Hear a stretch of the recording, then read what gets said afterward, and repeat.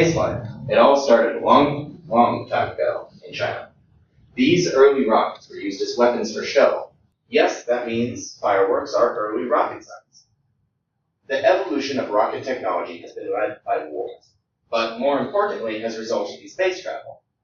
So if you hold a bottle rocket in your hand, light it, you can lift off into the deep abyss. No, because if that were true, I would be blown up. Realistically, we need a much larger rocket and an ocean of fuel. So fireworks are fun, rocket science has come a long way since then. Not so long ago, in the late 1950s and 60s, people first saw essentially two countries engaged in a technological arms race, known as the space race today. This period, following World War II, began when Russia successfully launched the first satellite into orbit.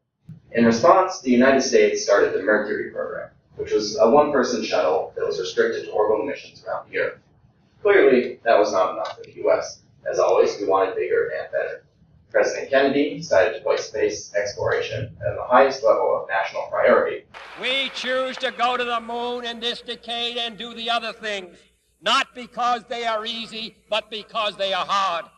This gave birth to the world-famous Apollo program, the sole mission to place humans on the moon, in which NASA, on behalf of the U.S., successfully completed on July 20th, 1969.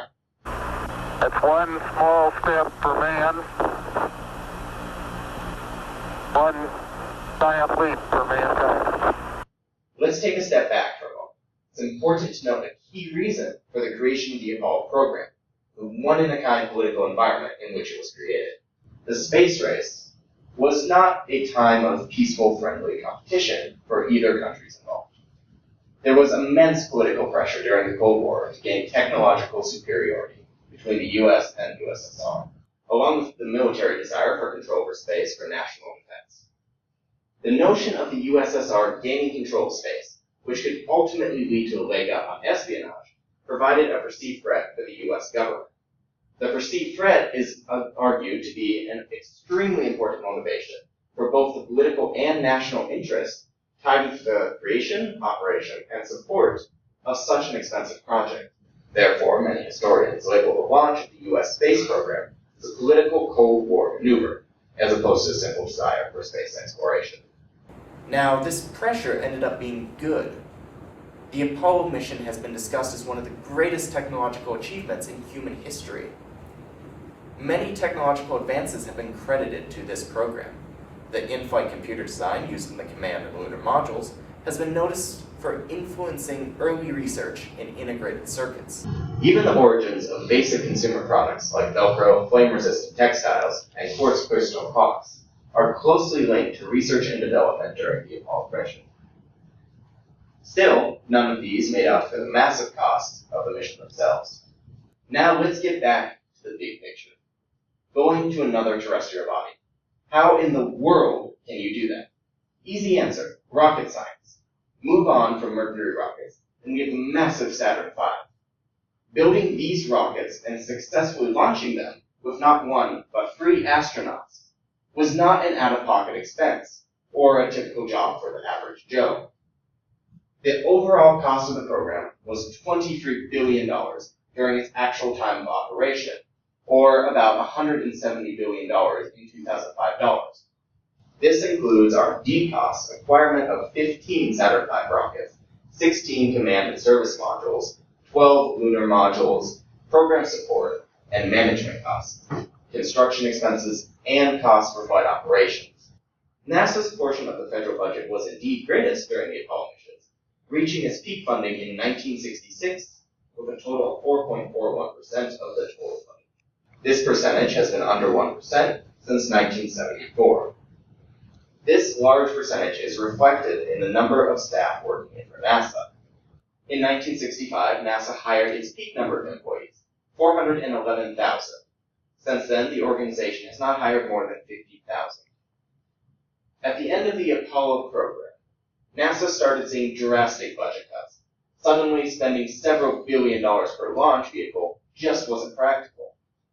There was also a strong push not to simply discard the majority of the rocket during each mission, as suddenly Earth's orbit was becoming akin to the streets of a big city without garbage collection, if said garbage was traveling fast enough to tear a hole in solid steel. In this regard, the Space Shuttle was born, a vehicle capable of delivering both a large payload and crew to low Earth orbit, with only one component, the gigantic external fuel tank, that was discarded to a fiery death in the atmosphere. On paper, this sounds futuristic and cost-effective, but once you add the cost of ground support, assembly, fuel, construction, design, and other associated costs, the shuttle cost NASA $1.45 billion, which might sound like a lot of money, since it's only $100 million less than the cost of Burj Khalifa, or about two-thirds the cost of a single V-2 bomber. So space is expensive. And when you consider the number of engineers and scientists behind it, and the fact that everything in space is hostile to human life and technology, this cost starts to make sense. Nonetheless, this is a significant investment. So why do we do it? Well, the clearest example fits in the palm of my hand. A smartphone simply wouldn't be possible without the benefit of satellites. Phone calls, cell data, both use satellites to relay information across the world far more effectively than through wires and radio towers. Or what about maps? Back in ancient times, before the GPS, humanity had to hunt with only a map to find where they are and where they're going. Now we simply pull out our phones and ask Google to find our location. So what do these modern conveniences have in common? They all have their origins in military-funded projects that were later adapted to civilian use. In fact, until recently, exploration and exploitation was almost entirely a government affair. While companies such as Boeing and Lockheed Martin have done extensive work on rockets and satellites, their efforts are almost entirely funded by government contracts. Clearly then, there is a small issue with private space companies, and that if you only have one customer, even with that customer has a lot of money to spend, profits are going to be harder to come by. But what if the price to put a payload in orbit was affordable to more people? This is the model companies such as SpaceX and Virgin Galactic that base their programs off of. So what should you expect in the coming years? It's hard to pin anything down as certain, but there are some things that we are pretty sure about. Barge landings, for instance, could become the norm for reusable spacecraft, assuming, of course, it actually works. Ignoring the technical difficulties, this would make reusable spacecraft recoverable and therefore cheaper when compared to your standard single-use rocket. CubeSats would also be a unique way to build cost-efficient rocketry. Instead of launching a single large orbiter or satellite with a specific mission, we could instead send a group of small cubes in a single blast. Well, they don't get much bigger than a desktop computer, costing around $10,000 to build and $100,000 to launch. It would allow us to cheaply get into space, even if the functions are limited. If costs continue to go down and we can manage to get outside of Earth's gravity well, we could get a wider scope of data that could be achieved with a single large-scale mission. We would be getting some data from everywhere, instead of very specific data from a single location. Due to their low cost, many schools and universities are funding CubeSat launches, even here at CU. Small space companies are catching the attention of larger companies that are not in the industry, such as Google, which bought out the startup company Skybox. Everyone believes space companies need hundreds of millions of dollars to succeed, but scrappy startups, such as Skybox, prove that wrong. The big space agencies are still going to be around, even if commercial companies are increasing their influence on space exploration.